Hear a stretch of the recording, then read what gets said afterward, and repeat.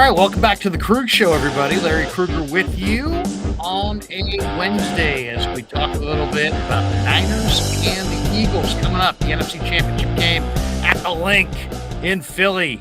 Should be great weather, and we get out to Philly for a man who used to roam those sidelines, and who, if you're in Philly, if you're in New York, if you listen to IP, if you listen to WFAN, you know our next guest, the great Jody Mac. Jody, how are you, man? Okay, how you been? I hear you're coming to Philly for the game this weekend, huh? We're quite possibly putting the feet on the ground in Philly. What kind of day is it going to be on Sunday? Believe it or not, a good 49er day. It's the end of January. It's Philadelphia. There's snowstorm all across the country. Sunday, 3 o'clock kickoff. It's supposed to be 51 degrees and no precipitation. So a basic San Francisco day for the Niners coming to town. Exactly. So what do you think? I mean, what do you think of the matchup? And I mean, obviously the people in Philly are very confident that they're going to get a win here. Do the Eagles have a weakness? What's the weakness, Jody Mac? Here's the one that I have from Eagle fans, and I don't think the Eagles will show it, is a little overconfidence. I think this is so much the best game of the year. Now, if it turns out to be one of the two teams win 41-7, I'll eat all the crow that I have to, but these teams are so evenly matched. Roster all the way from top to bottom. There are a couple positions where the 49ers are better. There are a couple positions where the Eagles are better. Eagles are favored because they're home, and they should be. But if this was played on a neutral site, it looks like the 49ers be a half-point choice. So that tells you how close this game is. Here's the only concern I had from an Eagles standpoint. The Eagles like to play zone defense. They're good at it. They're very good at it. They were the best team defending the pass this year, and they never get beat deep. But the 49ers don't take deep shots anyway. It's all quick hitters and get their talented wide receivers who are either tough runners or tremendously skilled and speedy. That scares me from an Eagle standpoint. The short Niner passing game with a couple of big plays, missed tackle here or there, Kittle and or McCaffrey breaking a tackle. That's how I think the 49ers have to move the ball. They're not going to beat the Eagles deep. Nobody beats Eagles deep. So the 49ers have to do it underneath, establish a running game, make the Eagles play honest defense. Then I think the 49ers have a chance to move the ball. So for me, the Eagle defense is, if you do 5 or 7 step drops, they're going to get there. They're the best pass rushing team in the National Football League. But they have been, the one game they lost that Jalen Hurts started this year was against the Washington Commanders, and the Commanders just dinked and dunked and underneath and moved the chains and controlled the clock. So it can be done. That's what I think the 49ers have to do if they want to come into Philly and win.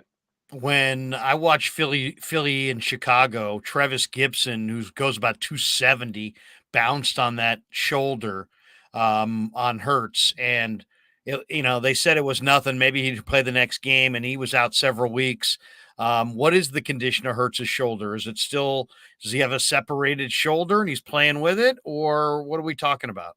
Not separated, was only a sprain, and it's still sprained. And Hurts is an honest dude. He said he's not 100%, but he played through it last week, and he played and looked like the guy who through 13 weeks of the season was right there, even stepped with Patrick Mahomes for the MVP of the National Football League. So another week off. I think the only way it affects him now is if he re-injures it in the game. If he can stay as clean this week against San Francisco as he did last week in New York, he should be perfectly fine. And the Niners are going to have to respect his ability to pull the ball back and take off and run with it, because the +1 Jalen Hurts running aspect is a big part of the Eagle offense. They used it last week against the Giants. Didn't have to use it much.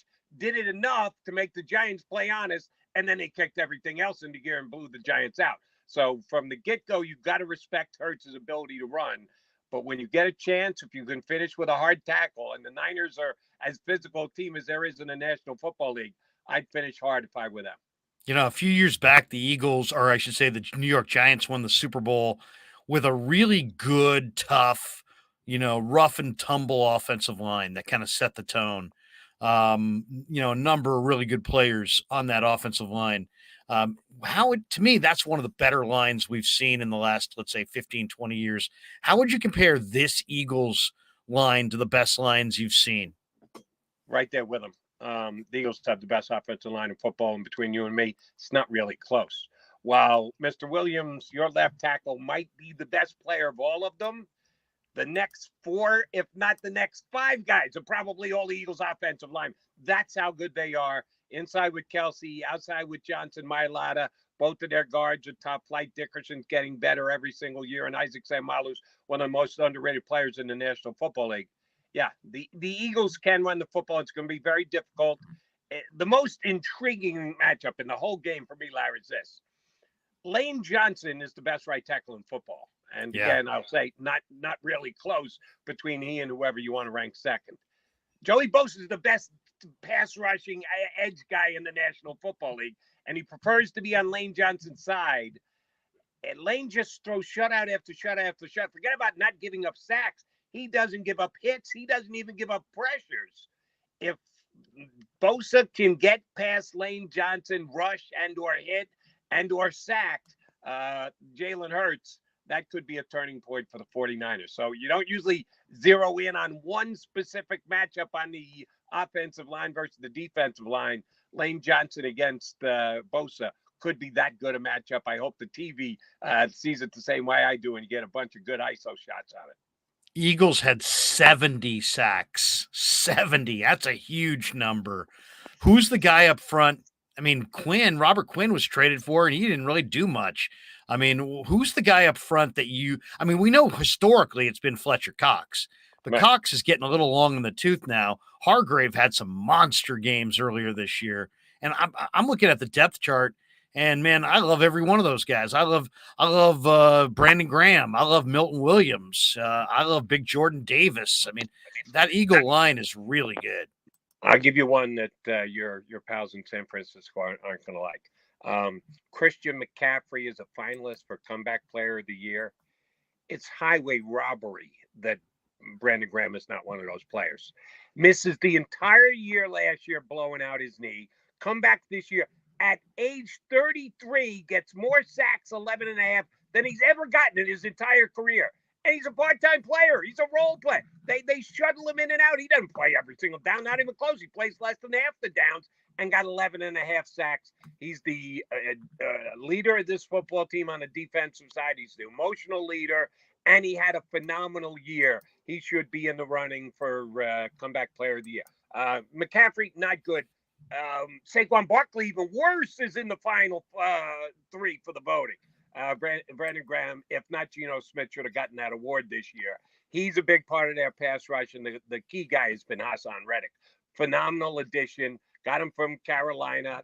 I tried to talk the Eagles into signing him the year before when he went to Carolina to play for his ex-Temple coach, Matt Rule, for just 1 year. He could have been in here in Philadelphia a year earlier. He was tied for second most sacks behind your boy Bosa in the National Football League. He is a game record. Tremendous speed on the outside pass rush. Who's the best player in their secondary in your mind? For me, it's James Bradbury. Most Eagle fan, most people who follow the team, media members, give that nod to Darius Slay. And don't kid yourself, Darius Slay is one of the top 10, 12 cornerbacks in the National Football League. Bradbury had the best year. His pass rating against was lower than Slay's. Got a big interception to kind of get the ball rolling against the Giants last week, the team that foolishly released them before the season started. Eagles got him on a 1-year deal, basically salary friendly, because he wanted to stay in the NFC East and compete against the Giants. Got his wish, beat him 3 times. Bradbury is one of the smartest cornerbacks I've ever seen play. He's not the fastest guy, but he's just skilled and he's athletic and he knows how to defend and get his handed on passes, uncontested balls. They don't play much man-to-man. So it's not going to be like they're going to put Bradbury on Debo. No, they'll stick to their sides, and whatever the way the 49ers run them out, they've got 2 good enough corners that they don't have to worry about going mano-a-mano against the other team's best receiver. Both of their corners can cover whoever they're asked to cover. We're talking to the great Jody Mac, who Bay Area fans have heard many, many times on CBS Radio. And, of course, if you're in New York, you've heard him on The Fan. If you're in Philly, you've heard him on IP. Jody, would you say you're more New York or more Philly? Been Philly for a long time. Started in New York, went to Philly, got a chance to go back to New York, came back to Philly. if I could get any kind of refund from those New Jersey Turnpike tolls that I was paying for all those friggin' years, I'd be a rich man. I'd be retired. I wouldn't be coming on your show now live. I'll come on your show anytime you ask. Yeah, I've been more of a Philly guy for the last 10, 15 years, but thank you much for mentioning CBS. I like to think of myself as a national guy. Every weekend, CBS has been on the air for 10 plus years now. I've been there every single weekend since. Oh man, you are the best, man. When I hear you on the weekends, I'm like, oh man, I just you and my man Gresh, who I worked with Mad Dog on the on Mad Dog Unleashed, or I should say on the Sirius XM channel. I love Gresh as well, but you guys both are fantastic. Just, since you're here, how would you describe the difference between a Philly fan and a New York fan, sports fan? I can give this to you. Shoot, I've been saying this in speeches for 30 years. I point to the weakness of both of the fan bases. Oh, by the way, both of them are great. And I've been very impressed by Brock Purdy and believing that he's going to have a good game, that he's not going to turn back into a pumpkin on Sunday against the Eagles like most Philadelphia fans think. I actually have been very impressed with the young guy. But Philadelphia sports fans, they're tougher. They're a tough group. They're great when the things are going great. And the Phillies in their playoff run this year, place went nuts. It is the most electric baseball park I've ever been this past off season. When things are great, they can lift a team like no other town I've ever been in. But they will draw sides, and they will have a guy that one side will like so much and the other side can't stand. I couldn't believe it happened to me my first year in town. Buddy Ryan was the Philadelphia Eagles coach. There were some people that think Buddy Ryan was a better coach than Lombardi or Belichick or Shula, whoever you want to call the greatest coach of all time. Buddy Ryan doesn't have to take a backseat to him. I'd rather play for Buddy Ryan. And there were other people believe Buddy Ryan should be taken out to the parking lot and have a gun put to his head because he didn't give any credence to offense. All he cared about was defense. Right. They can get on the opposite sides of the argument, and they always feel that they have to put their guy on a pedestal because they're right and the other side is wrong. So New York is much better at seeing the gray area. They know there's a middle ground, that it isn't always he's the greatest ever or he's the worst ever. New York can do that. Philadelphia doesn't really do it. But what New York does is they second-guess winners. Like Yankees win a World Series. I remember people were calling and second-guessing Joe Torre on the day of the Yankee parade. What are you talking about? That's the parade. He won the friggin' World Series. Get off his back. In Philadelphia, you win a championship, you bring him a parade. You don't know what. Lane Johnson and Travis Kelce, Jason Kelce, never going to have to buy a beer in this town. Nick Foles doesn't have to buy dinner in this town. They will treat you as if you're royalty if you win a championship here in this town. New York has had too many winners over the years, so they're ready to second guess. There you go. Who's more responsible for this Eagles resurgence, Sirianni or Howie Roseman? Well, since Howie Roseman hired Sirianni, but no, I shouldn't say that.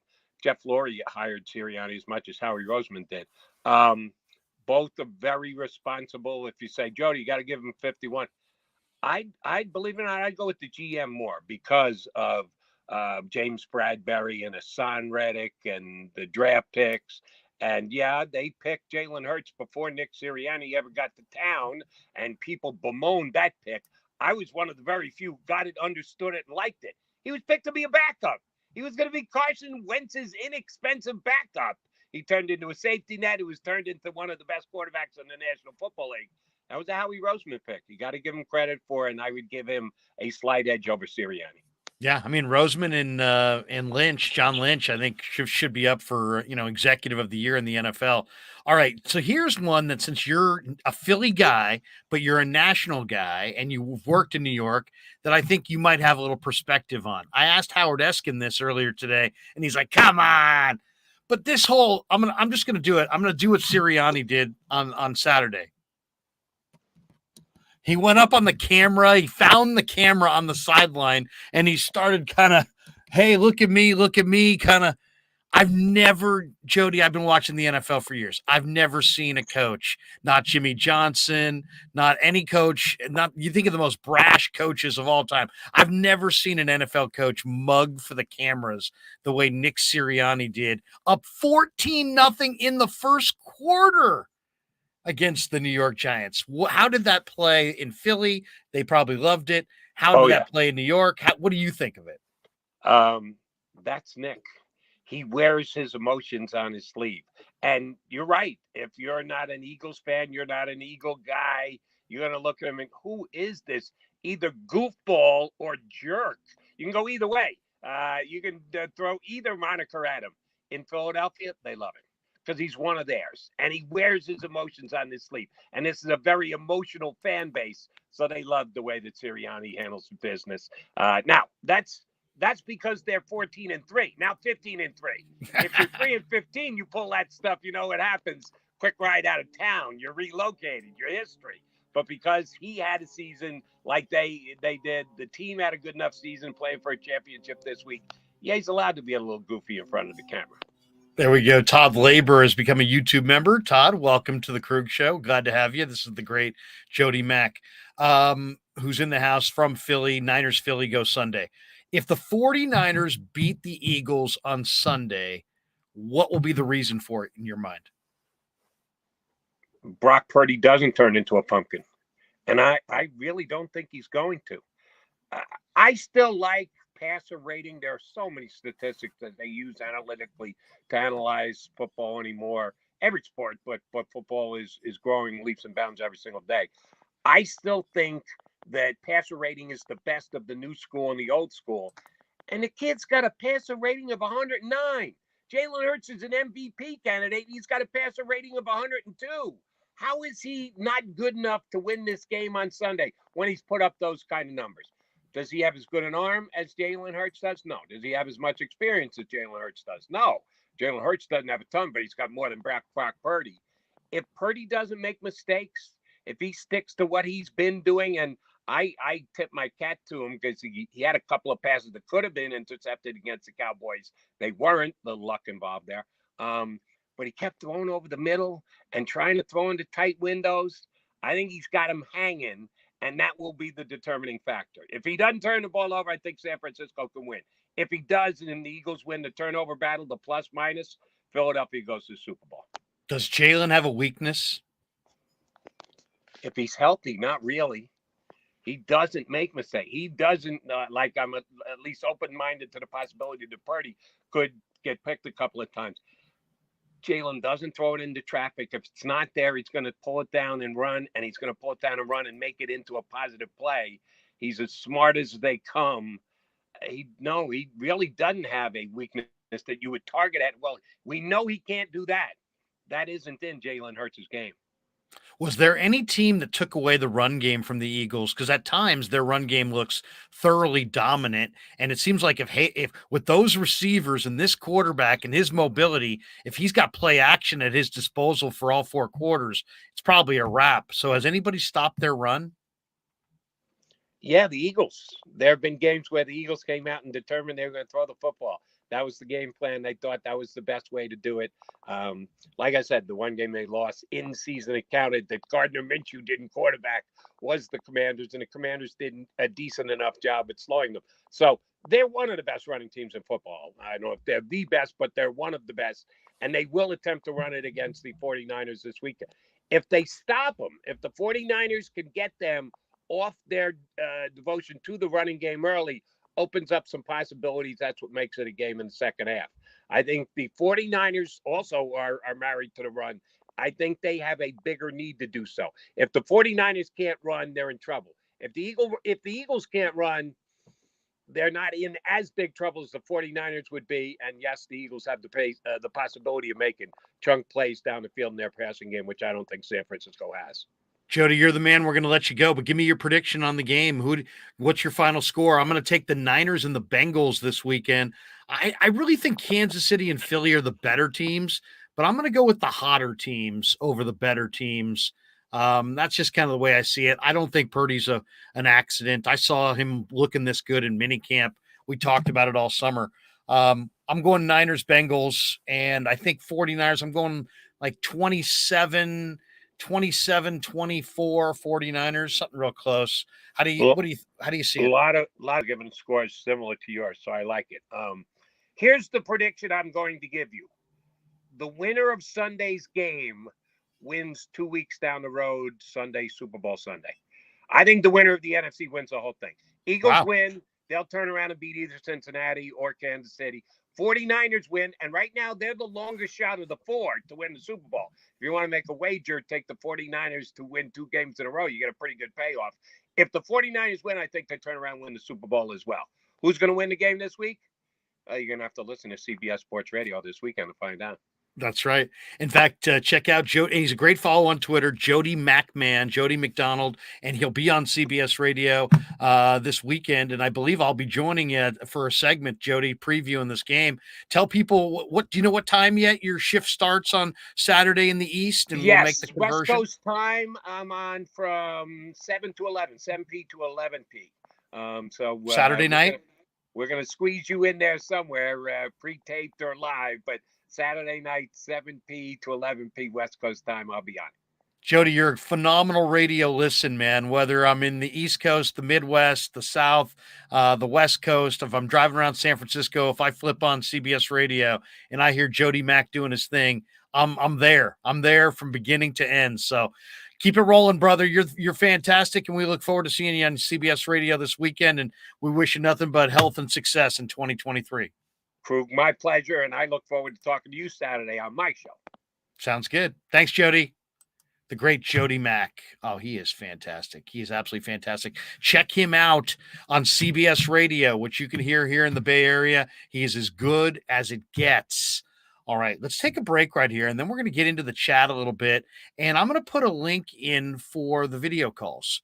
So here we go. We're going to play some spots right here. We'll take care of our sponsors, and we'll come back, and we'll actually take some video calls, and I want your predictions. Who wins Niners Eagles on Sunday? I like the 49ers 27-24. I'll tell you more about why I like it coming up next. But first, a word from our sponsors on The Krueg Show. Larry Krueger here for Telmetrics. Thanks to Casey Bateman and the good people at Telmetrics. If you're an occupational therapist, if you're an orthopedic surgeon, a chiropractor, a physical therapist of any kind, Telmetrics is designed for you to use in your practice and will greatly benefit your patients. Telmetrics uses computer vision and artificial intelligence and provides a platform for outpatient rehab therapy services, both in the clinical and the telehealth environments. So using Telmetrics can improve your patient's experience and much more. So for all your sports injury needs, or if you're a physical rehabilitation specialist of any kind, call and make sure you use telmetrics.co, Telmetrix.co. And thanks to Casey Bateman and all the good people at Telmetrics for being a proud sponsor of the Krueg. I'd like to thank our sponsor, Dan Coach Emilio. Dan is a buddy, and he is a phenomenal retirement planning specialist. And you can contact him today at securemoney.com or at his number 925-628-9966. There's a lot of uncertainty in our world right now, and you want to make sure that your money is secure. That is the key. Danny's got 25 years of experience, born and raised right here in the Bay Area, and he can help you get an immediate 10% premium bonus on your principal retirement account. So give him a call, 925-628-9966. He'll make an appointment with you, and you can sit down. It's not a one-size-fits-all kind of a deal. He'll consult with you and come up with a strategy to get you going to where you want to be. Once again, 925-628-9966, securemoney.com on the web.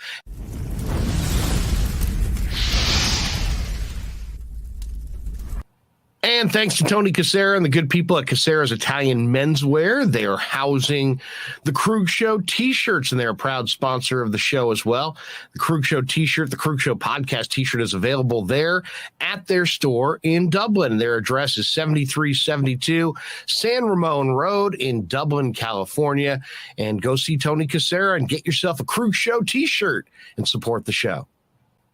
And special thanks to our sponsor, New York Style Italian Sausage. That's right, NewYorkStyleSausage.com is their website. Phenomenal product, whether it's the breakfast sausage, the Italian mild, the Italian spicy, the chorizo. You cannot go wrong with New York Style Italian Sausage. Once again, NewYorkStyleSausage.com, often imitated, never equaled.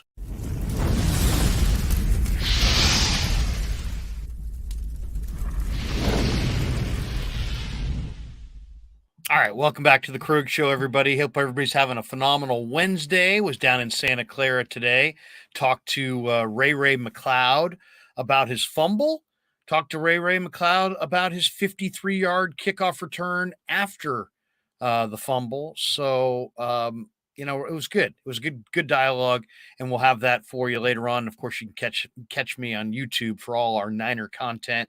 Also caught up for a few minutes with Spencer Burford, and we'll play that a little bit later on tonight as well. Now, the rest of the day on the channel, Warriors go live tonight against the Memphis Grizzlies. So we'll talk about Warriors-Grizzlies in the post game tonight. Danny Rye, I believe Carl Foster, Frank Red, all going to be in the house. Bay Area Baller. We're all going to be hanging out in the post game tonight, talking Warriors, Grizzlies, and looking ahead to Niners, Eagles, and playing some stuff from this weekend. But let's go to the video calls right now. We've got D-Flow walking around. I love that Niners sweatshirt, man. That is tight. That is looking good. D-Flow, how are you, man? Pretty good. Pretty good right now. Just walking the dog right now. Nice. What kind of dog? I don't know. It's a rescue. It's a terrier mix. Okay. I really don't know. Where are you? You're here in the Bay? Nah, I'm in SoCal, East LA. Okay, terrific. So you're a Niner fan living down in Southern California, getting ready for Niners Eagles this weekend. What's your vibe on it? What do you think? My vibe is Kyle Shanahan. We got to see if he's so-called the guru genius, where he has weapons. He has a running game. He has one of the best tight ends. One of the best duels wide receivers in Debo and Aiyuk. We got arguably the best fullback in football. We got a 1.5 to 2.5 running backs in CMC, Elijah Mitchell, and Jordan Mason, if Jordan Mason ever gets on the field. My question is, because I always played football, that you want a bruising running back that can soften up the defensive line. Right. So then you throw in your more of your speed rushers, as in CMC / Elijah Mitchell. How come Kyle doesn't like doing that? How come he thinks CMC can push that line, get him tired by him running up the A and B gap? I hate CMC in the A and B gaps. I really do. I don't think he's got great pick and slide to run to the edges. I like CMC as what he is, which is he's really fast and you can run all the gadget plays. And there's a few running plays I don't mind for him, but basically I like it when they throw it to him. I like it when they flex him out wide. I'd rather throw him screen passes all day, to be honest. Yeah, because he's more of like a Marshall Faulk. Put him in space. He's like Roger Craig or something. He's a dual threat. And I agree with you on Elijah. Elijah has great instincts inside, and he's got that ability to pick and slide. And, this last game against Dallas, maybe it was because CMC was hurt, but Shanahan used Elijah Mitchell a lot more in this game. So I'm hoping that they run Elijah, especially in short yardage. But what about in the red zone? How come he don't put his Mason in to more of the power back? Because when they run, they only get 2 yards basically. When I agree with you. I agree with you on this as well. Now he's a young back, and there's always concerns about will he pop into the wrong hole? Will he not carry out his assignment? But I would say get him up to speed on all the details. And I agree with you. Use him on the goal line. He's 245 pounds, and he's a power back, and he moves the pile. And you know what? I almost feel like they're bailing teams out. Stop using, 215-pound or 208-pound, Christian McCaffrey. Yeah. And you got a 240-pound guy, man back there who runs with power. Hand him the rock. I totally agree with you. And use all your players. And on the defensive side, I don't really know the rules when it comes to read option. Let's say when Hurts does the read option, and the end is supposed to do the outside and contain. Can the end still tackle the quarterback after he hands it and say, "Hey, I didn't know he had the ball"? Like, Yes. Are they allowed? Why don't they do that then? You can, especially if they hold that mesh point and all of a sudden, you can hit the quarterback after he hands it if you think he has the ball. It is a judgment issue though, and the way it's officiated. They're officiating now severe contact on the quarterback in its own category. So you're not going to be able to detonate on them, but you can tackle them. But if you go helmet to helmet at all, man, that flag's coming out. Just wrap them up and just push them, hit them, toss them to the ground. Because in fact, I personally, the one thing, the guy who I think is absolutely made to play against the Eagles is Talanoa Hufanga. Why? Because Hufanga is best at attacking the mesh point in the run game. And if Philly tries to do one of these elongated, let's hold the, let's run together with Hurts and the back, with the ball basically in his gut, I think somehow you'll see D'Amico send run blitzes using Hufanga, and I think he'll blow that thing up. So in a lot of ways, I think his instincts on that play are spectacular. Yeah, because didn't Baltimore Ravens do that to Kaepernick in the Super Bowl? They were hitting him whenever he ran the read option, the zone read. Yeah, they did try to. But I mean, personally, I think that the Niners should have ran a few more zone reads instead of throwing those fades to Crabtree. Yeah. But that's 20/20 hindsight at this point, right? Oh yeah, correct. Yeah, because I don't know, because that's the only way that I can see the Niners stopping them. Because if you stop Hurts, their running game ain't that good. No, to me, it's about first and second down in this game. If you get to first and second down and you can limit Philly and don't let them get 8 yards on first down and make them stare at 3rd and 4 or greater, I think you got a great chance to stop Philly. If they get to 3rd and 1, 3rd and 2, and there's we're pretty weak at that on defense. Yeah, the Niners are not good in that situation, and then you get the mobile quarterback. To me, that is going to look very similar to the Atlanta game where Mariota just, had this high percentage game passing and then ran for a bunch of first downs. To me, it's about third. It's 3rd and short is not the Niners' friend. It's without DJ Jones this year, they're really susceptible to running, up the middle. So I personally, if they got to sell out and dare Philly to throw it over their heads. And if Philly does, then so be it. But you can't be conservative like they were last week against Dallas. Last week, and what D'Amico's plan has been be very conservative at the beginning of drives. Let teams make a mistake, fall behind the chains, and then blitz them when they do. Well, Philly doesn't make a lot of mistakes. And if you're going to, I don't like the bend but don't break against them because you can't allow them to win the time of possession. The Niners have to run it better than Philly, stop the run better than Philly, and win the time of possession to have a chance in this game. Not to mention, I think the 49ers have to be even or plus on the turnover margin. That and also, too, they got to get Josh Johnson or get like another wide receiver to be Jalen Hurts and have them running and have them slide at the last minute so they don't get the late flag. Because that's what we're also known to do, too, is hitting the quarterback when he slides, when he goes and does a late slide. And Jalen Hurts is that quarterback that doesn't really like to slide, but when he does slide, that's when it might affect the Niners defense by hitting them. Because I was watching a couple of games where he will still pretend he'll slide, like he'll do like the almost like the little high step, then he'll just keep on running.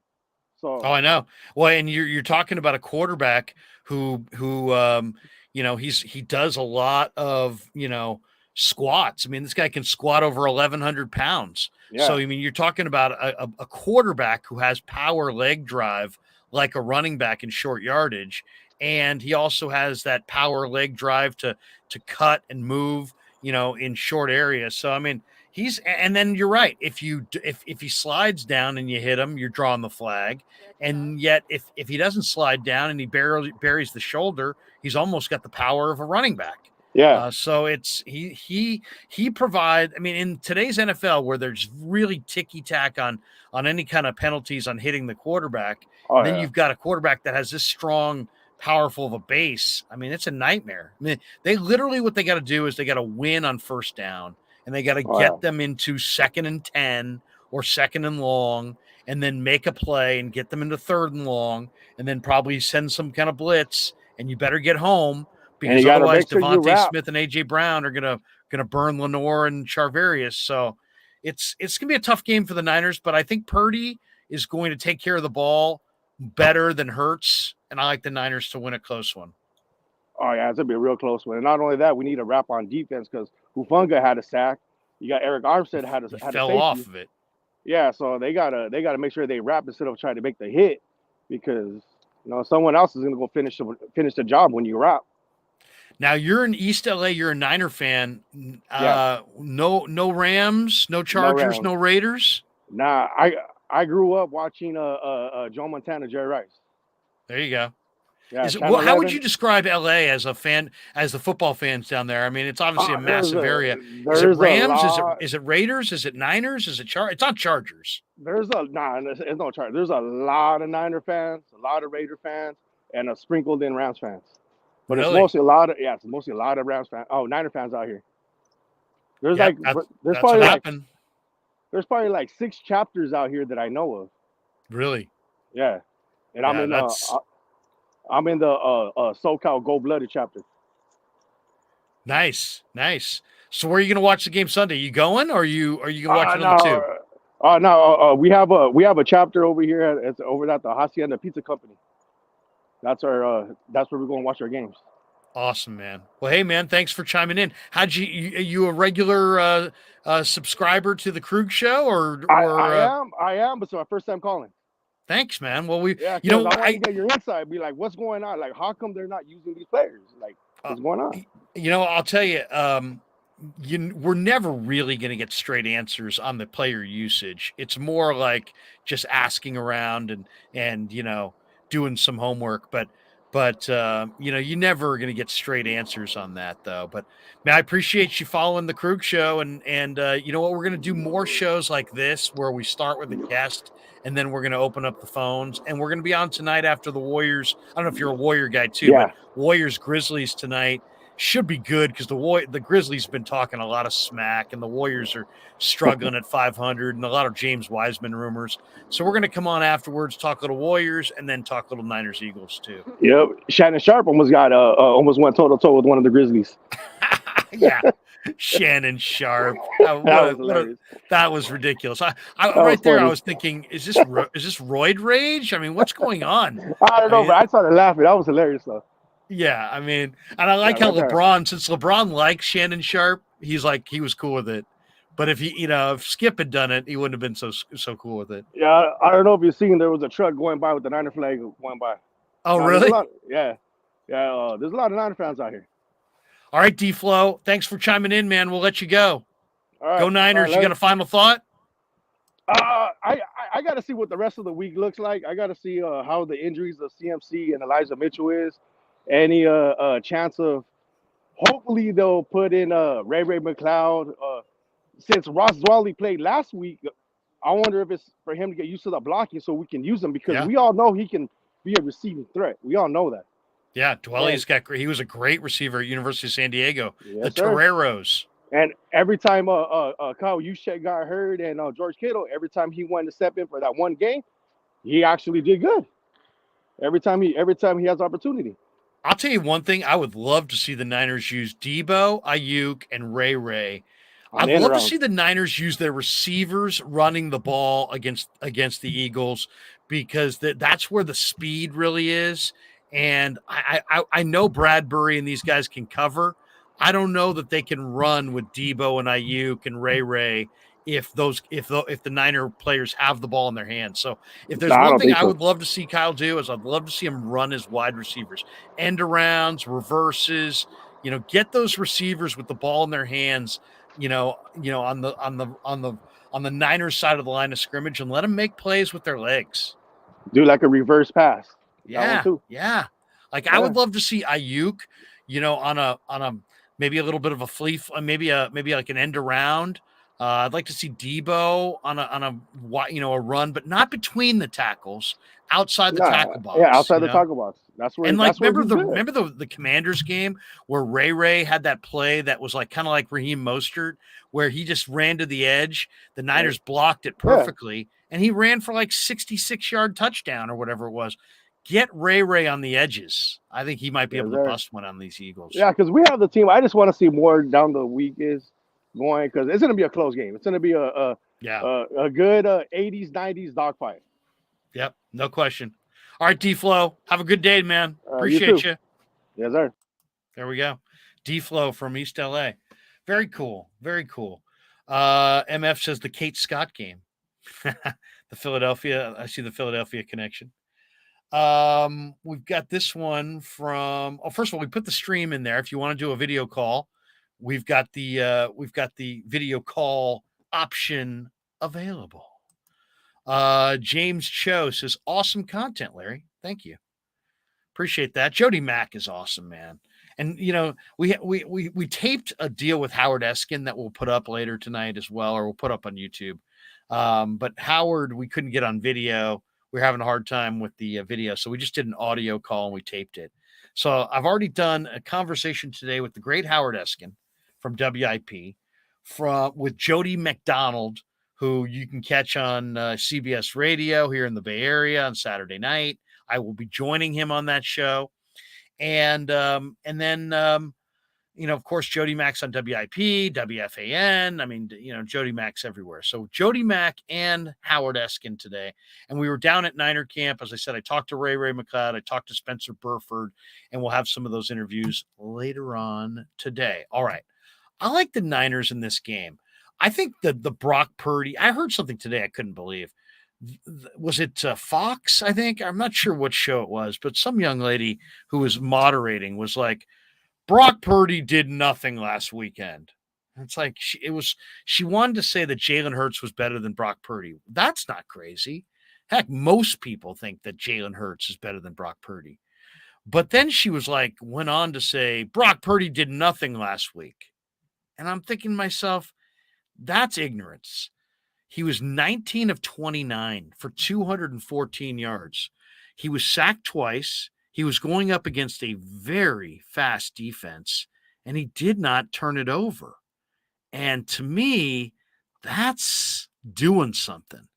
Now, what is the key in this game to victory? And the thing about Purdy, he didn't, I don't know if Dallas has an elite defense, but they have a fast defense. And despite all the pressure they put on you with Micah Parsons and their speed, he didn't force anything. He didn't get overwhelmed. He didn't look hurried. He didn't look any different than he did in the regular season. He took what the defense gave him. And most importantly, Brock Purdy took care of the football. No turnovers, no sacks, or 2 sacks, but no fumbles, no picks. So why did the Niners beat the Cowboys? Well, part of it is that Prescott got outplayed by Purdy. Now, Prescott makes $40 million a year, and Purdy was Mr. Irrelevant. So I thought he looked pretty good. This is the tweet that I read earlier this week from Jeff Deeney. You say, who's Jeff Deeney? Jeff Deeney covers the 49ers for Pro Football Focus. Pro Football Focus had this number, that Purdy was under pressure against Dallas last week, 48.5% of his dropbacks.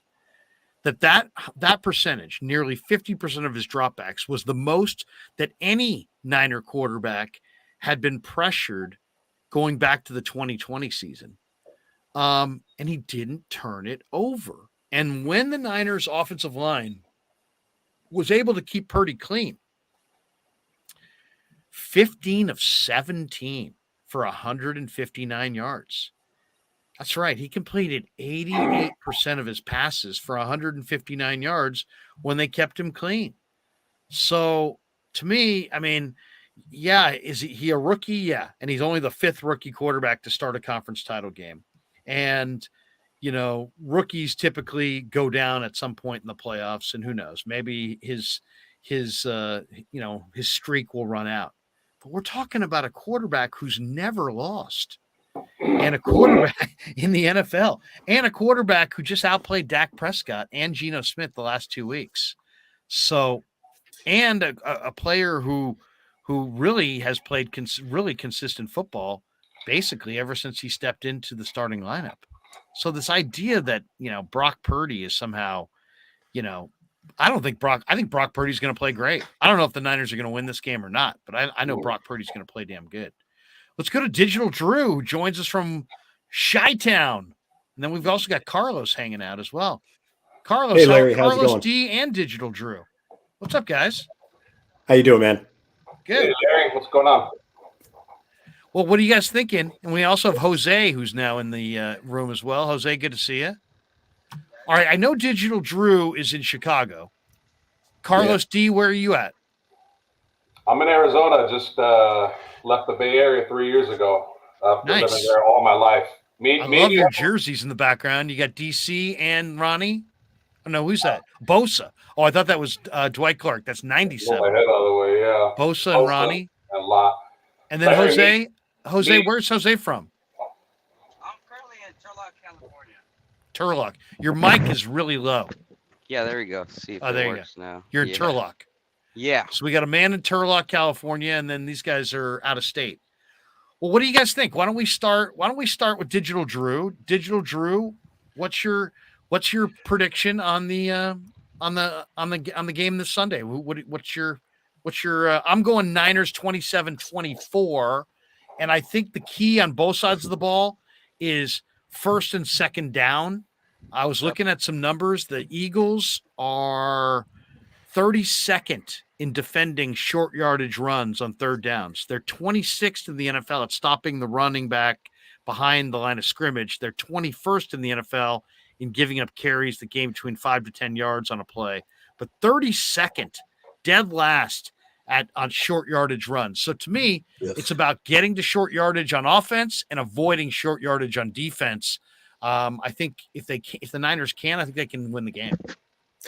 Yeah, although it's infuriating as a spectator to see Shanahan play a very conservative game plan, I kind of expect that again. I think he's going to lean into the defense. He's going to try to grind the clock.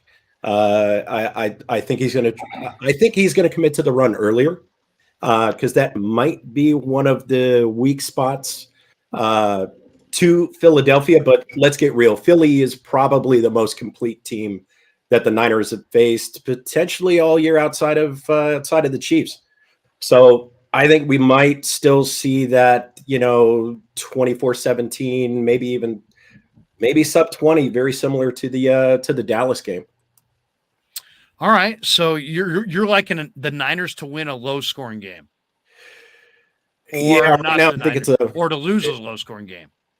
Either outcome, I don't think it's going to be I don't think they're going to get into a boat race there. I think probably the biggest X factor on the offensive side for Philly is going to be Hurts and his ability to get out of the pocket. We've seen the last couple of years, I think specifically with the wide nine defense. I know Saleh had issues with this, and Murray and Wilson both ate him up throughout those games a couple of years ago. And I think he's going to do the same. I think Hurts is going to move. So I think that's going to create a problem for the Niners defensively. Now, do they pin their ears back and go? And I remember last week I asked you about whether the Niners were going to dial up different packages, and sure enough, they did. They sent some very creative blitz packages and got our safety. I don't know why his name completely. Tayshaun Gibson? No, not Gibson. Sorry, the other guy. Talanoa Hufanga. Talanoa Hufanga. Why am I forgetting his name? I have no idea. Forgive me.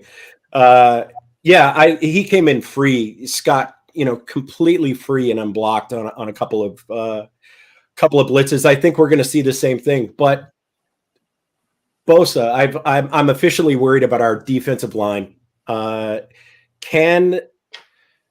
Bosa specifically get kind of going and actually show up in the stat line? I know he's been really, really effective in the run game, but he's not putting up a ton of pressures. I think Dak had 5 total pressures last game. And this is supposed to, our front seven is supposed to be really the strength of this defense. It's not quite showing up. Now it's still showing up in the run game. It's still putting a lot of pressure. So can the Niners say, okay, we're not going to pin our ears back and just go at it. We're going to focus on the containment element for keeping Hurts in the pocket and basically shutting down that run game. Is that going to be a formula that the Niners can win with? I don't know. I'd love to get your thoughts, Larry. Well, I mean, it's hard to say if there's going to be a formula other than it seems like Shanahan likes to maintain balance. And he's shown that he's not afraid to throw to set up like in the with Garoppolo, it seemed like much more run, set up the play action throw. With Purdy, he seems more open to throwing on first down. And Purdy's so accurate when in the short and intermediate stuff, and he really lets it rip. I think the key is move the pocket, and give him different launch points, and be decisive, but don't. The one thing about this last game, like 125 of Purdy's passing yards came in the middle of the field between the hash marks, and the Eagles know that as well. So late in the down, if you're playing zone, they're going to break inside. And so you got to know that as the 49ers, that they're going to be looking for you to be throwing the ball inside. And I think you have to look to throw the ball outside. Or if you do throw it and you let it rip, as he says, you better make sure you better have a full account for where everybody is. The one thing from watching Giants Eagles and then watching the Niner game, the Niners threw a couple of really lollipop, lazy hitch passes. And then watching James Bradbury rip those passes out of the air in the Giant game, that scares the hell out of me. It's like Bradbury's playing really well. He's really smart. He's really physical and got great size. But he's a veteran in this league. It's not like this is his first rodeo. So you can't throw a lollipop hitch to Aiyuk or Debo. He will pick that out of the air. So I think they're going to have to really expect the Eagles to break on some of those passes in the middle of the field and break on some of that stuff that's some of the horizontal passes to the line of scrimmage. Know that they're going to break on that. I think you got to use Philly's pursuit against them. And so maybe you do a pump and go kind of a thing where, you can get the Philly corner jump, like Slay jumping the route. And now it's a second movement of thing. And it's Purdy laying it out there for the receiver, but it's going to require the Niners to pass protect up front. So I'm a little concerned about Javon Hargrave because Hargrave moves like a much smaller man and he's about 290 pounds. So that's my concern. Can they block Hargrave inside? And then, Hassan Reddick, I think Hassan Reddick, you bootleg at Hassan Reddick. He's such an over pursuit guy, and Purdy's so good at running the bootleg game. I think you're going to see Shanahan almost look like Pete Carrill. I think the Niners are going to be slipping back door and using Philly's pursuit, which is incredible and well-timed. But if you can protect for that extra tick or two and get, kind of go back door on them and use that pursuit against them, I think there's big plays to be had there. I think it's going to be very difficult for the 49ers in this surrounding, this setting with these fans howling and this rookie quarterback. It's going to be very difficult if they dig themselves a hole. The 49ers need to play from ahead in this game. And if that means they take the ball instead of defer to the second half because you want to make sure you get a lead, I think I would consider that. It's such a foreign thing, though. Shanahan seems so much more confident when they get the ball in the second half about how he wants to deal with the time at the end of the first half. But I might take the ball, guys. I might actually take the ball and see if I can get a lead because I think Philly with a lead and, what are they, 22nd against the run? But they're number one pass D, and their D-line's got 70 sacks. So I think if the Niners are running it with the lead, advantage Niners. If the Niners are passing it from behind, advantage Eagles. So somehow they got to get a lead, and maybe they come out and they run it at the Eagles. I think, and here's the other thing. As much as I'm saying run it at the Eagles, I'm not running it in the middle of the field. I'm not running it at Fletcher Cox and Javon Hargrave I'm just not. I just think that's going to be a brick wall. I don't want to see giveaway plays. I don't want to see Brock in 3rd and 8, 3rd and 9, 3rd and 15. I don't want to see that.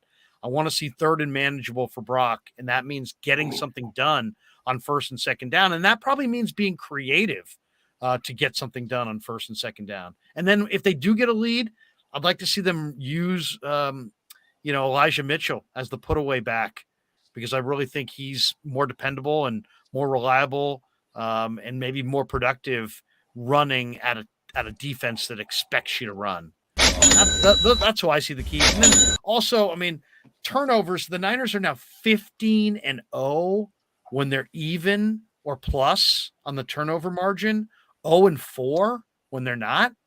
That's not a trend. That's an absolute rule.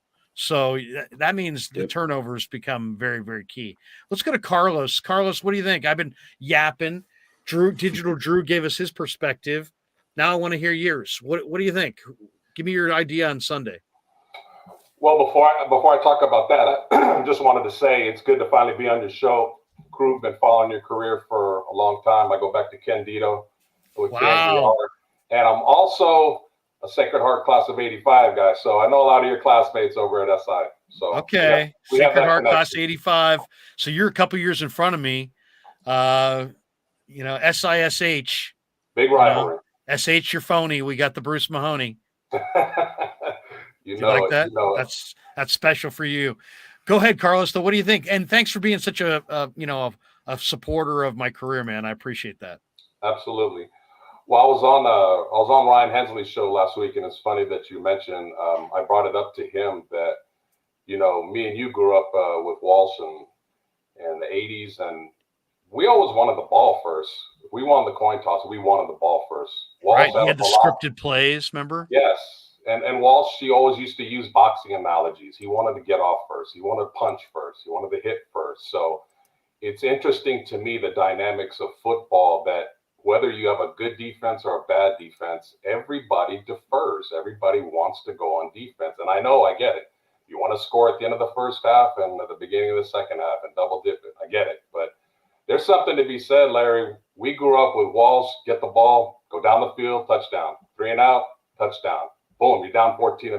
That's a lot of pressure in a big game like this. So I'm with you. I hope they win the toss. And, if they win the toss, he's going to defer. I hope they lose the toss and get the ball first. Yeah, I do too. I did too. I will say this, though.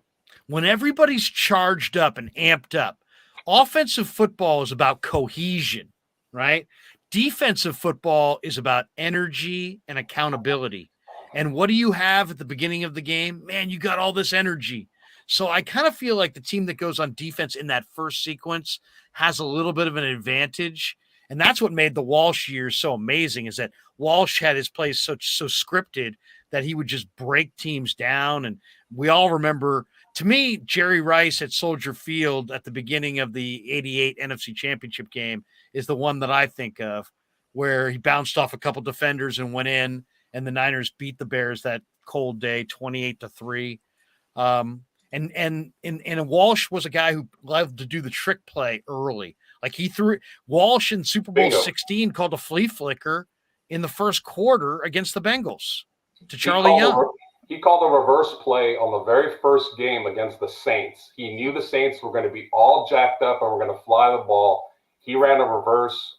I don't think it was to Solomon. It was to somebody faster, but he went for about 70. He didn't score, but I was like, what a beautiful play. He knew that they were going to overreact.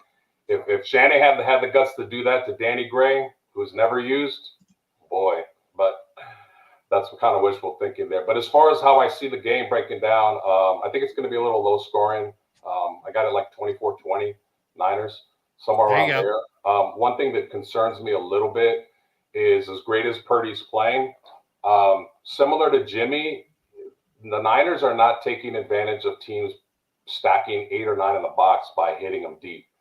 I haven't seen Purdy connect on a deep throw yet. Correct me if I'm wrong. I mean a deep ball, not a 10-yard pass, yak after the catch and break it. I'm talking a deep ball. And Jimmy really wasn't known for that. So I think Philly's going to come in with a game plan similar to Dallas.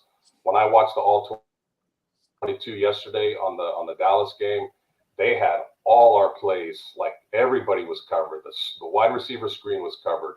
The slants were covered. The drags were covered. At some point, I would think, I know it's not in Shanny's, I mean, I guess it's part of his system, but just the deep ball. And I know Purdy's got the arm to do it because I saw him do it at Iowa State, but just wide receivers running go routes just to stretch them out a little. I don't know if they're capable of doing that, Larry. And he has to have the time otherwise.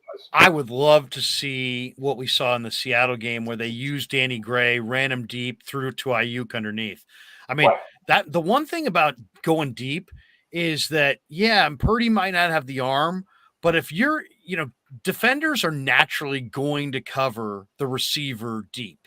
They're not just going to allow a receiver to run deep, thinking, the quarterback can't get it to him. So you will be stretching that safety deeper if you run a deep route. And I'd love to see it.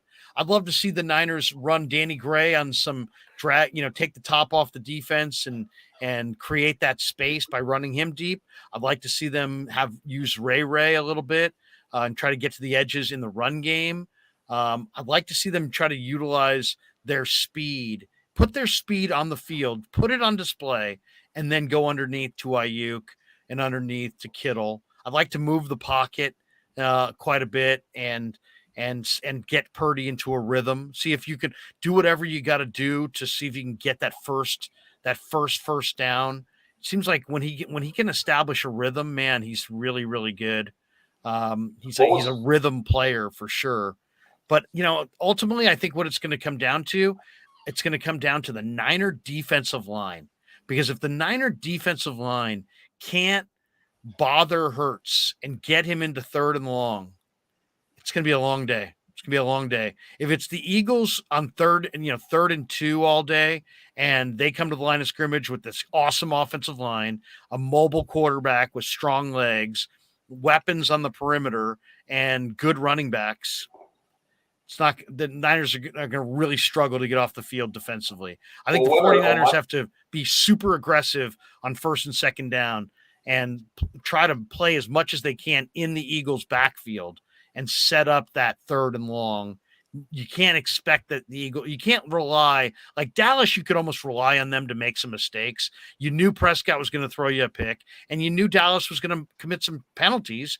And Dallas had more than twice as many penalties as the Niners, and the Cowboy and Prescott threw 2 picks. Philly is more efficient. Philly's smarter. Philly's better. They're not. Hurts is not guaranteed to throw 2 picks, and they're not guaranteed to have twice as many penalties. So. To me, if I'm Shanahan, I'm talking to the officials before the game and saying, hey, man, everybody holds Nick Bosa, and I'm politicking for Nick Bosa holding calls before the anthem. I absolutely am. But to me, it's about get to third and long on defense, and then D'Amico mix up all kinds of exotics. And on offense, stay out of third and long. Because the one and if you do get in third and long, Shanahan, I don't want to see him give up on it. You got to trust Brock Purdy to make a few plays. You can't just keep gun running and punting and playing conservatively. Don't waste 5 possessions of this game because you don't want to. You're trying to play very conservatively and 3rd and 8, and so you're gun running. Brock Purdy can complete an 8-yard pass. Put the ball in his hands. But what makes me the most excited about the game is that I think if the Niners do get a lead, I think Brock Purdy's such a competitor. I think he's phenomenal at icing games. And I think he'll make the plays down the stretch to do that. Let's welcome in. Is it Jay Reason? Jay Reason, yes, sir. Jay Reason, where are you coming to us from? I actually watch you, from time to time. Whenever you go live, I'll just pop in just to, see what you're talking about when it comes to 49ers. So I want to give shout out to you. Shout out to you. Appreciate it. No, it's great that you actually left off with Purdy. One of the biggest things that I've been noticing as far as, the schemes that he's really great at the short pass. I think that the Eagles are going to have their game plan set on knowing that because there's really not much tape on Purdy, right? We've got 8 solid games. So I feel like he can kind of throw them off if he goes maybe with the deep ball more. They're not going to be expecting that. I think another big thing is going to be, the questionable plays of whether or not they go for more passing with McCaffrey, because his running is intermittent. As far as with the Cowboys, he had 35 yards rushing. With Seahawks, he had 119. With Arizona, he had 45. So it's kind of like he's been hit or miss, in these games. But coming down the stretch, I really think that incorporating Purdy to throw the ball a little bit more deep, McCaffrey really figuring out that run game as far as in the scheme in itself, and Debo's one of a kind. That man can take some hits and he'll power through. But yeah, I think the advantage that Purdy has is they really don't have a true idea as far as what to expect, and if Shanahan can figure out a way to use him in that aspect, then it'll be a good show. Okay, here's a question for you guys, and I was bandying this around with my buddies the other day. And by the way, Randall Riley has become a YouTube member. Randall, thanks for joining us. Appreciate you. The debate was this: you get 1st and goal from the 5 Sunday against the Eagles. Give me a player and/or a play that you absolutely want to see, because this is actually a tougher question than you think. Because the Niners have so many different ways to attack, so many different weapons that they could utilize, that it's hard to say what is absolutely the most trustworthy, what's likely to work, what you believe in. It's almost matchup specific. So that's always difficult because we don't really know what, we know the matchup is the Eagles, but as far as how Shanahan views where his mismatches are, we're not really sure, though I think maybe the Niners can exploit their linebackers a little bit, and I think you might be able to exploit their D-line against the run a little bit, but it's going to be about picking the right spots at the right times, and it's going to take a great effort from Shanahan as a play caller. But what do you guys think? Let's go around the room here. They're 1st and goal on the 5, and you're saying you could now freeze the game and say, man, on these 3 plays before they get to 4th down, I want to see what? I think for first and goal, I'd probably like to see Aiyuk on a slant. I think Aiyuk on a slant. Okay, yeah. That's what I said. I said Aiyuk on a slant because to me, Purdy throws the slant exceptionally well. The timing, it seems like he's completing that pass away from the coverage. Like he's found a way to hold the ball to let his receivers separate on that pass. Like the first couple slants he threw, it seemed like were contested when he first got in there in the Miami game.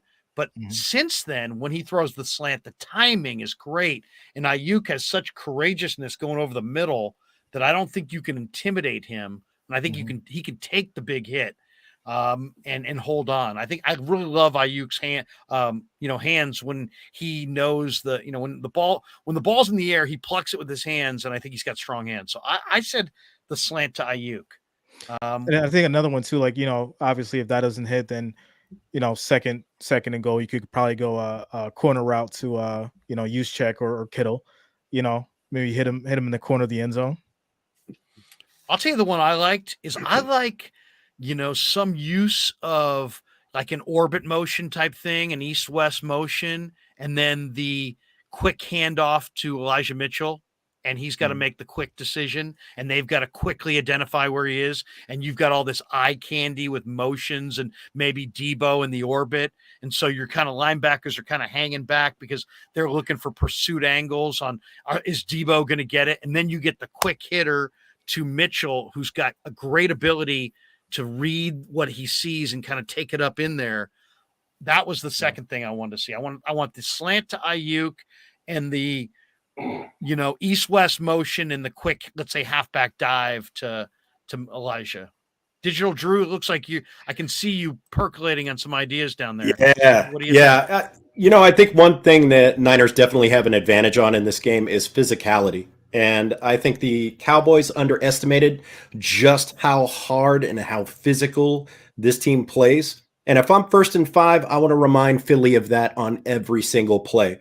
So I want to see Trent in motion, just like he did last year. And I want to see him road grade 1 or 2 people with either Mitchell or CMC out there. I know it's a pipe dream, but I would love to see Jordan Mason on the goal line. That guy runs so hard that I would not want to be a linebacker watching that guy come at me. And if that's like, okay, well, we're going to try CMC. Now, here we go, Mitchell. All right, fine. Third and goal on the half-inch line. Here we go. Here, have some Mason. I think those kind of plays, just literally smash mouth, old school football, I think it's going to go a long way. I think it's going to set a tone. If we can get into that position, seeing a play like that. And if we commit early, I think it opens up Shanahan's playbook a bit. I know he's a big guy for doing that naked boot out to the left or right, and then having Kittle on a drag towards the back of the end zone. I think those are two plays we may end up seeing. You're right, though. Aiyuk somehow is becoming just an incredible red zone threat. He's finding space. He's able to use his body in a very intelligent way and block out defensive backs trying to post him up in corners or on the edge. His hands have, outside of that one drop that would have been the play of the year, his hands are actually remarkable. So I think if they were to focus on that, remember the physicality, send a statement, smash the Eagles directly in the pie hole. Yeah, I think set the tone. There's not a lot of flinch in Brandon Aiyuk. And when you're standing next to him in the locker room, you're talking about a guy with maybe the broadest shoulders I think I've ever seen and just ridiculously strong hands. I mean, like I shook hands with him the other day and I was like, wow, this guy's got absolute monster hands.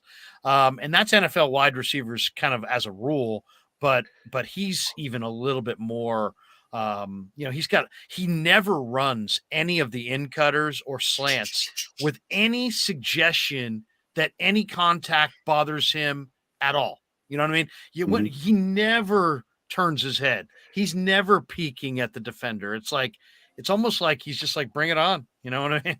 Bring it on. What do you think, Carlos? What do you want to see? First and goal from the 5. What's the play or the player that you feel like, man, he's got to touch the ball, or the play you got to see? Two come to mind, and I'm a big make them believe one thing and do something other. Again, I'm spoiled by watching Walsh for so many years, use physicality, but football sometimes is chess too. You can make them think one way and go another. So first play that comes to mind is Debo out wide, either Kittle or Aiyuk in a slot. Purdy drops back, or he's in shotgun, and he fakes a wide receiver screen. The guy that's in the slot goes to block. The defender is going to come up, and then that slot guy, whoever it is, Kittle or Aiyuk, slip to the corner, and if Purdy has time, he should be wide open because they are going to jump Debo and a wide receiver screen. Again, I'm a big think I'm going to go this way, and I'm going to go somewhere else. The other play, and I know you guys all saw this against the Dallas game, fullback dive. Nobody looks at 44 at all, and it almost got in. Like they went right past him like he didn't even exist. I don't know why Juice isn't used more often because he's always open on receptions.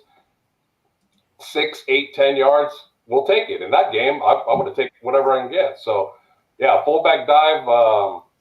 It's not the most glamorous play, but they're not expecting it. And that's a good call. That's a good call. I also love Debo. I love Debo on short yardage running east-west. Now, a lot of people say, well, you never go east-west in short yardage. But Debo is so powerful that I just love when he turns the corner. I don't care who's coming. He's got a great chance to break that tackle. And I would love to see them. To me, it's all about Debo. It's all about how many steps can he get of momentum. If he can get 1 step, you might be able to take him down. 2 steps, you might be able to take him down. If he gets 3 or 4 steps, I don't care who you are, you're not going to take him down without giving up a yard or 2. So, to me, I'd love to get Debo the ball running. I want to see him getting the ball. I hate the hitches to Debo because he's flat-footed and he's looking at the quarterback, and he's not looking at the defender, and then he's got to look upfield. And I don't like that. I'd rather see Debo on where he's got 3 steps and he can read his blocks, and then it's like then you're talking about a really explosive, dangerous player who's just a nightmare to bring down. You're talking about a pitch out wide, or you're talking about a jet sweep? I'm talking about like a jet sweep. I don't mind the pitch out wide, but I would prefer the jet sweep. 49er fan says looking for the 49ers to wear the all white unis. Are they wearing the 94 roads? No. I don't That's think a great look though. so. They should though. Those are clean. Clean. Those are clean looks. That's a clean uni. All right. There was one in here I want to get your guys' thoughts on because you know me, I don't run from the biggest stories. Sean Wilford says Charles Omenihu is the new Reuben Foster. All right. Charles Omenihu was arrested for suspicion of domestic violence.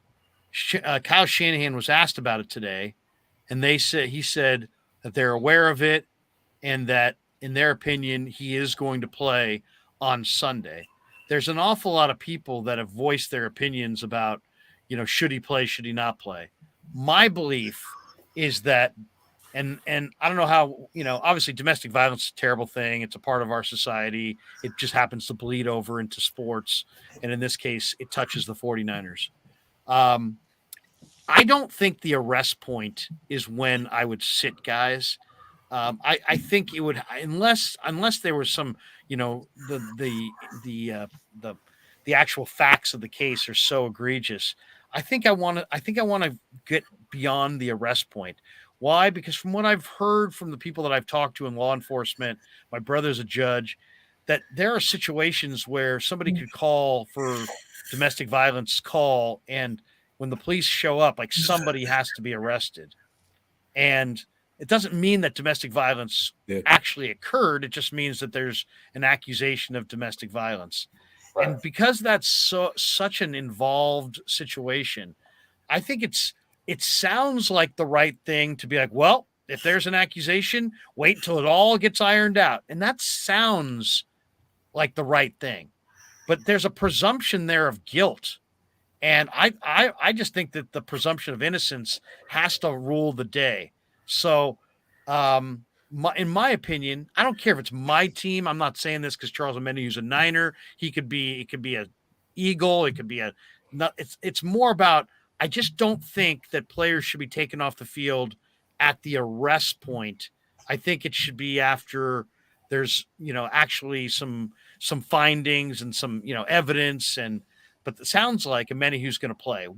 How do you guys feel about Charles Omenihu playing in this game on Sunday? Does anybody want to jump in on this? So it's funny that obviously you guys see I'm a Bills fan, right? Right.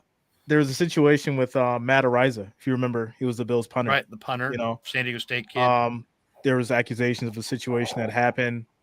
Keep in mind he wasn't, arrested for it, but things did come out, and it was more of a civil situation that happened. The situation basically got dropped, but this man was out of, a job and career ruined because of that situation. So for me, just like you said, I think it's something that should be considered, innocent until completely proven. And, the team shouldn't have to sacrifice, their player or their season or lose out on having talent because, of a situation that's not fully established or fully, explained. And it's just unfortunate because we're starting to see this more and more. We're starting to see it more and more. Obviously, if you do something wrong and you're convicted of it, then obviously, that you get your just due. But if there's speculation and things like that, it shouldn't affect your play time and what you're trying to do, especially at something at such a high level. Does anybody else have a thought on this? Yeah, I'll just jump in real quick on that point. I think each case has to be taken, it has to be taken like a case-by-case basis. I don't think you can fault any organization for wanting to distance themselves from this. Or make a decision, opt for making too quick of a move. I understand it. I get it. I don't necessarily think it's fair, but I think the Niners did look into this and try to get as many facts of the case as they could to make an educated decision. I kind of have to, as a fan, I have to trust the organization that they're making the right call. I think that there's no good answer to this, right? Right. You move too quick. you ruined a guy's career or you stained it, and then you move too slow and you're putting an abuser on the field. Right. Where do you really sit there? And I'd be really curious to find out what their vetting process is. Any of these organizations, be it, the Warriors, the Giants, the Bills, the Niners, how do they go through? How do they determine exactly when the facts of the case determine they should distance it? I know that the reports came out and said that, she was called. She claimed that Omenihu pushed her to the ground, but there was no physical evidence at the time. They had to make the move. Even still, this is a misdemeanor. It's really a tough spot. I think it's a tough spot for the organization. It's a tough spot for Omenihu himself. He is. I looked it up after he got arrested, after the news broke. I says, well, what would the Niners be losing? And on average, he's in at about 56% of the snaps on defense. So I'm like, on average throughout the season. So I'm like, that's not a small piece to be going away. But at the same time, the situation has to take precedence here, or it has to come to the forefront. You got to make that call. You know what? I think there's half the people are going to damn the Niners for letting him play, and the other half are going to say, I understand.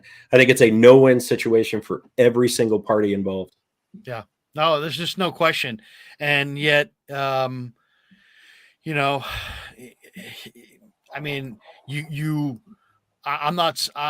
making a statement about this case, but, I was talking to, some lawyers about,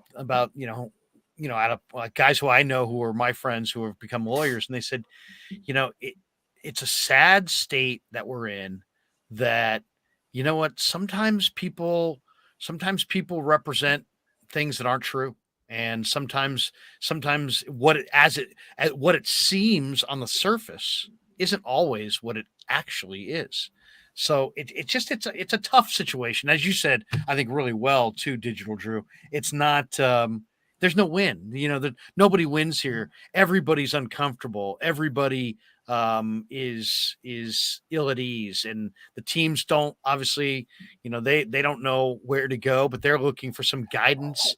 And there's Players Association sitting right there watching every move as well. So the players have representation at the table and the whole thing. So it sounds like Charles Omenihu is going to play in this game. Does this become too much of a distraction, do you think?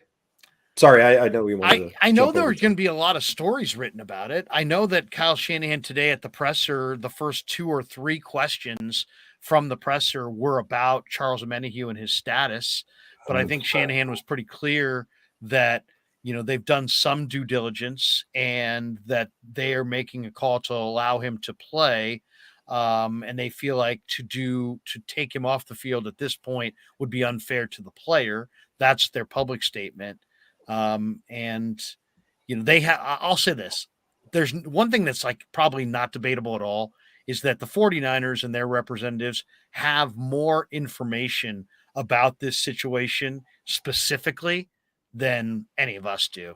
So, and yet at the same time, these teams cannot be you can't just say, well, whatever they do, I'm sure they'll get it right, because we've seen in the past the Aldon Smith situation where, that he was allowed to play, and it was probably a really bad move to allow him to play.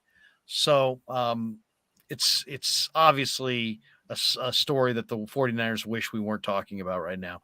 Let me ask you guys this. Is there a wild card factor?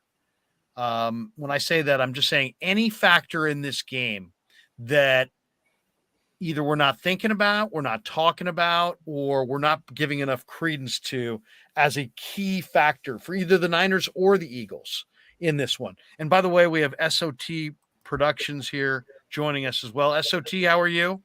Very well. And good evening, Appreciate everyone. you joining us. So how do you feel? I feel good. Or as Jimmy would say, I feel great, baby. There you go. No, but what do you guys think? Bravo. I feel good. I feel good about the Niners' chances. Why? Because, the thing about it, I was talking to Kerry Hyder today, and Kerry Hyder was like, there's a number of guys in here who really, getting out on the road is kind of a liberating feeling. And I know it's hard to understand, but, when you're on the road, there's nobody calling you for tickets. and you're Nobody not filling calling you for out. tickets? You're not. You're not asking. Nobody's asking you for tickets. Nobody's. Nobody's saying, hey, what can you do? Can you get me this? Can you get me that? So it's in some ways, at least in Hyder's explanation, some of the players prefer to play on the road. They bond together in the hotel Saturday night. It's all football. There's no kids. There's no wives. There's no girlfriends. There's no distractions. You get into that stadium. It's you against the world. It's a galvanizing feeling. He described it as, and the 49ers looked really good under Shanahan playing playoff games on the road. So to me, there's going to be a settle in factor, and obviously Purdy's young, but he seems very like he has this steely resolve of a veteran, and maybe that continues. I don't want to say he's totally, everything doesn't, all of it just kind of rolls off his back, but he doesn't seem like he seems pretty grounded. He seems pretty solid. Like he doesn't get too up or too down. But the Eagles fans are verbal. They're going to be screaming all kinds of obscenities. It's probably the harshest crowd in the entire league. But I just think that if the Niners can settle into the game and Brock Purdy can avoid an early mistake that costs them points or field position, I like the 49ers. I think the 49ers are the better team. I think the 49ers have better weapons. I think the Niners have more experience in these kinds of games. I also think it's about expectations. The Eagles, whether people want to believe this or not, the Eagles came into this year wanting to have a really good year.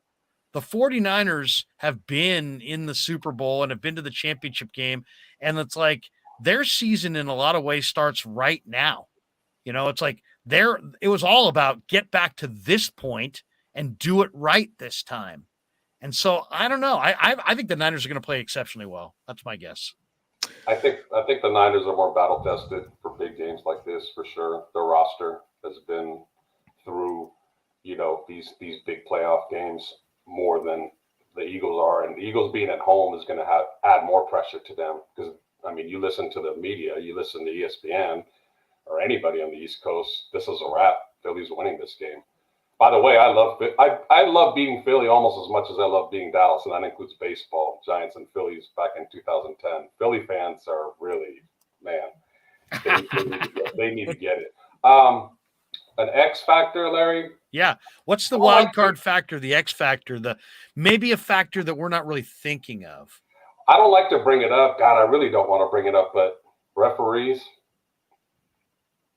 I've been through the '83 NFC Championship. Oh, in Washington. I've been through the 2011 Ahmad Bradshaw forward progress in the NFC Championship. Seattle in 2013. That was like one of the worst. And I'm not an excuse, guys. I'm just saying that those were big plays in big games where a dubious call kind of led the game go one way over the other. So I'm hoping there's a little cushion there so it doesn't come down to that. I really don't. Just straight game. May the best team win. Jay Reason, what do you think? You got a wild card factor Sunday? I think specifically it's just for my own opinion. I think it's going to just boil down to whether or not Purdy is nervous out there. That's all. I think if he's able to keep that same poise that he's had, I think if he's able to keep that same kind of focus and the defense does the same job they did against the Cowboys, the 49ers are going to ride to the show. So Digital Drew wild card factor in this one? Quick note on Purdy. Let's remember he's playing with house money. He's a rookie, third stringer. He's gotten this far. He could completely crap the bed, and it's still going to be okay. So I think that dials it down quite a bit. As far as X factors go, I do agree that it's going to be with the big names. I think this is one of the biggest stages in sports, and your big name players are going to have to show up. I think Hurts. I went and I looked back through the record and who the teams were that Philadelphia has played. I'm not going to say I'm not impressed because you just play who's put in front of you. But at the same time, I don't know if they've ever seen a defense or an offense this capable as what San Francisco is going to show up in Philadelphia with. So when he's under pressure from Armstead, from Bosa, from Omenihu, from seeing blitzes come off the edge from a Hufanga, how is he going to react? This is the first time he's on this stage, and he's not playing with house money. This is his future he's really riding with. Does he doesn't even want to start the conversation, you can't win the big game. So I think Jalen Hurts is going to be under a significant amount of pressure. On the Niners side, yes, Purdy is going to be really, I think, the offensive key here. Can he make those key throws? He's proven he can. But I think it comes down to that defensive line and that defense that he's seeing across the line, and their 70 sacks. I think that puts the burden squarely on the Niners offensive line. They're going to have to be absolutely rock solid in this entire game. If you go back and watch the Dallas game, you could see both Brendel and Brunskill getting manhandled in the run game. They were thrown around like ragdolls. They did not have a presence. Now, they shorted up in the second half, but early on in that game, they had a lot of trouble, and it's what stalled many drives. So if the offensive line does not show up for the Niners, it is going to be a really long day, and Purdy's going to wish he was under pressure for only 48% of his dropbacks. I think Purdy is going to play well. I think that kid has cojones. And one thing I read about is the last time Purdy played Hurts was Oklahoma, Iowa State. Oklahoma had twice the talent Iowa State did, and it was a 42-41 game. And Purdy had 5 touchdowns. So I think Purdy likes the big game. He's been called an underdog for how long? About his size, his lack of arm strength. Now he's Mr. Irrelevant. He's just riding that chip. I think he's going to play well if he's given time. I think Digital hit it right on the head. Philly plays a 5-man line. I think they're the only team in the league that plays a 5-man defensive line. So that means every offensive lineman is one-on-one. I'm okay with Williams. I'm okay with Banks, Brendel, but that right side one-on-one, those guys have to win. Maybe Shanahan is going to have to keep the tight end to help out on the edges. I really hope it's not George. I hope it's Croft or somebody. I don't want to see George out on routes, but if Purdy has time, I think he's going to play well, and I think he's going to be accurate. As a result, go ahead. Sorry, Larry. No, go ahead. As a result of that, we thought about it last week. I remember talking to Larry about this. Will Micah Parsons for Dallas be a problem? Will that stunt the performance of Kittle? And I think it did a little bit. You see that he does get a lot of chips and everything else. I think this week the same thing is going to be true. But I think Kyle has a few tricks for George up his sleeve. Don't be shocked if you see a couple of times that George is the check down guy this time, to where he stays in and blocks, leaks out into the flat, and he's got a head of steam after he catches the ball. I think that's going to be a bigger game plan. Yeah, running more jumbo sets, running a lot of bubble screens or even screens outright to take advantage of the aggressiveness of that front seven. I think he's going to try to take a strength and use it against him. So I think that's could be a thing that we see a lot, especially early in the game. I love Debo on the jet sweeps. And the one area where I just feel like the Niners are dominant and nobody's really talking about it is that the Niner linebackers are totally dominating. Yep. I mean, Azeez Al-Shaair played 16 snaps last week, guys. He made 7 tackles in 16 snaps. I mean, that's incredible. Warner, I don't think I've ever seen Fred Warner play the way he's playing right now. Dre Greenlaw. These 3 guys are dominating. And I just think that they're gonna attack the run. They're gonna take away Philly's run. I think Debo is going to sustain drives for the Niners offensively. I think those 3 linebackers are going to win consistently and snuff out Philly. Delayed blitzes, crashing into the backfield to attack the mesh point, gang tackling Miles Sanders, getting out in the flat on screen passes to Kenneth Gainwell. I just think the Niners linebackers are going to dominate. I think Debo's going to dominate. I think that's going to be the difference in the game. I really believe that. Now, General Admission says, here's a donation. Niners looked a bit slow on kick returns last week. Special teams tackles is an X factor. I agree. But 100%. how much of that was the Niners and how much of that was that badass Turpin? That guy, that Dallas return guy last week, guys, was one of the best return guys I think I've ever seen. He reminded me, I felt like I was watching Desmond Howard back with Green Bay, you know. I mean, he was that good. He was that every single, and I'm watching it on the binoculars. I talked to Flanagan Fowles about one of the tackles he made on him. And I'm like, Demetrius, if you didn't make that tackle, there was nothing but green grass. And he's like, you know, I didn't know that when I made the play, but I saw it when I saw the film. But yeah, Turpin was crazy good. I was going to say, kick it out of the end zone, problem solved, but I don't think Robbie can get it out there on a consistent basis. Yeah, exactly. And guys, before their special teams has been so good this year that it's actually a pretty decent strategy. Kick it around the 1-2 yard line and then collapse down. I saw a stat, and please correct me if I'm wrong.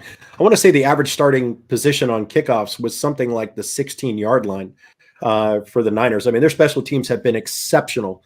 But Turpin, come on, that kid was greased lightning. He was all over the place. That kid was really good. Yeah, he's incredible. That's an incredible player. Guys, I just wanted to say thanks a lot for having me on, Larry. Thanks a lot, man. It was good being on. I definitely appreciated the opportunity. Yeah, absolutely. I was going to ask you guys on your way out the door, just kind of, we've only done I've been doing the live streams, of course, since the end of February. So we've been doing this for about 10 months, and we have about 12,000 subs now, and it's going great, and it's a lot of fun. But we've just started doing like this, what we're doing right now, these kind of video calls. And I'm just kind of wondering before we call it an end here, because I've got my wife motioning to me that I've got to come in and eat dinner. And as you can tell by this profile, I don't miss those meals. I will not miss a meal, damn it. I give it 100% every 3 squares every day. Bring it. No. Yeah, we're not missing meals. We're not missing meals. No, but seriously. Tell her you're gonna go pick up. Tell her you're gonna go pick up Opa. Take it. Exactly. No, but I wanted to get your guys' thoughts on just what you think of this format in this way with like video calls. To me, I think this is cooler than anything I've ever done as far as radio, because I always loved taking calls when we did radio shows. Some hosts don't like to take calls. I like to do guests. I like to take calls because I like that kind of, I don't know what's coming next. And I like the organic nature, the free flow of the discussion. And also, I think some of the wisest analysis I hear is from passionate fans, and those people are callers. So I love callers, period.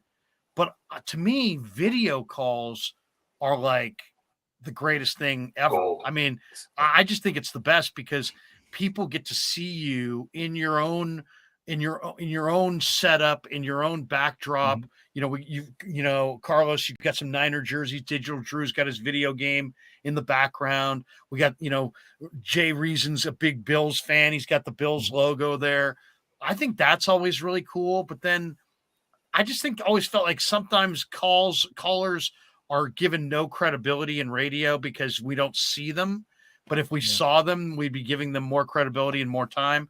I don't know. What's your guys' feeling on this whole format with video calls? So I'll tell you this. And I guess this is an opportunity to give a shameless plug, but I do sports streams. And so I tell us where. Well, we can drive people to you. It's actually on my channel, Jay Reason. Jay Reason, okay. Yeah, just search Jay Reason. I'm actually, I think, like 300 away from 50,000 subs. Awesome, man. Yeah, I've been doing How long have you been doing it? For about 2 years now. 2 years. Wow. That's great.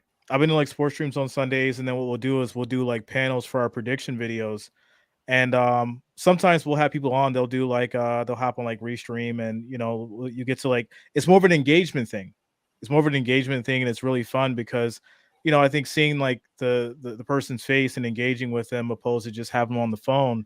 I was actually doing it on the phone like back when I first started, and it was cool then. But having the actual like, seeing their face and the body language and all that stuff, I think it conveys a little bit more better, and it brings better engagement. Yeah, no, I love this format. Carlos, what do you think? Couldn't agree more. Obviously it's important to have the right people on, and some people feel more comfortable calling on the phone and not showing their face. Maybe the camera freaks them out a little bit, but the three of us, I think, we're pretty convicted in what we said and all spoke well. So if you get the right people, I think it's an awesome format. Like you mainly have Ryan and Dan on post games, and you guys kind of go back and forth, and it's 2 hours long, but I usually watch most of it and enjoy it thoroughly. It's just back and forth, and it's real. It's not so much like the Skip and Shannon, it's not scripted. Like you pick a topic, and just argue and debate each other, and threaten to hit. Just like this is like we're just talking like guys in the locker room, and to do it, visually like this, video wise, I think you should do it more often. Julio Padilla, better than The View. Which of us is Joy Behar? All right, Double B Studio. Are the Niners a finesse team or physical still? Physical. I mean, you can say Physical. The Niners are finesse, it's but I don't physical. even think the Niners were ever finesse. Going back to the Walsh years, those were not finesse teams. Those teams had Michael Carter and Kevin Fagan and Tom Rathman. The only thing that was finesse is that it was San Francisco. I used to see Tom Rathman at Bay Meadows racetrack. He's a big horse player. He used to love going out there to the races. He was always with his dad. And when I brought that up, I didn't say it. I said, hey, some other teams fans say that, oh, man, the look on his face. He's like, yeah, have them come see me and ask me if I'm finesse. The greatest play in Niner history was Tom Rathman on 3rd and 13 to put away the Chicago Bears in the 88 NFC Championship game. Bill Walsh ran his fullback, Tom Rathman, off tackle for 14 yards and put that thing on ice. Now you know why I was calling for the fullback dive at the goal line 1st to 5, except the juice. Exactly. I remember that. Yeah. Digital Drew, I'll give you final word here. Yeah, as far as the format goes, obviously I love it. I have no issue jumping on with you, but kind of putting myself in the position of a viewer. I think this is great. If the people coming on, are intelligent, have fresh looks on the game or the strategy or what they see, I think it's always better to have those other perspectives coming in and kind of seeding the conversations. But I mean, come on, I grew up listening to you, man. I mean, the fact that I get to come in here and chat with you and meet these cool people and just talk sports. Being here in Chicago, there's not, I don't have a lot of Niners fans in the office. So this is my water cooler. This is the digital water cooler. I love hanging around it and just talking sports. And I know you and I talked a lot, off air. Have you told people about your podcast yet, Larry? Well, about the fact that people can actually catch this on Spotify as well. Yeah, there's an audio component. We're on YouTube, and all the shows are on YouTube and archived on the Krueg Show on YouTube. But yeah, the show is also streamable on Spotify, and please do. And I know there's a number of my college buddies are like, hey man, I plug you in at my work computer. I'm like, you guys are watching us? He's like, well, sometimes, but sometimes I just catch the the audio version. So yeah, definitely. Cool. Very well, fun. go eat, Larry. Yeah, I'm gonna go eat, guys. Hey, thanks again. And I'm saying 27-24 Niners. You guys are saying what? 24-20. 24-20 Niners. 21-17. 28-14. 28-14. 28-14. Awesome stuff, Thank fellas. you, Bills fan. What's that? Hey, I'm with you guys. I'm an honorary member for the weekend. I was pulling for you Bills to get there. I really was. Listen, that's another topic, man. It was tough. I'm still dealing with it, but like I said, I'll be rooting for you guys on Sunday. Guys, have a great night. Thanks to everybody. Yeah, never met a man I've been scared of. Careful, you gon' get exactly what you asked for. Here for whatever you bring me, getting handled. I answer to no one, I don't need to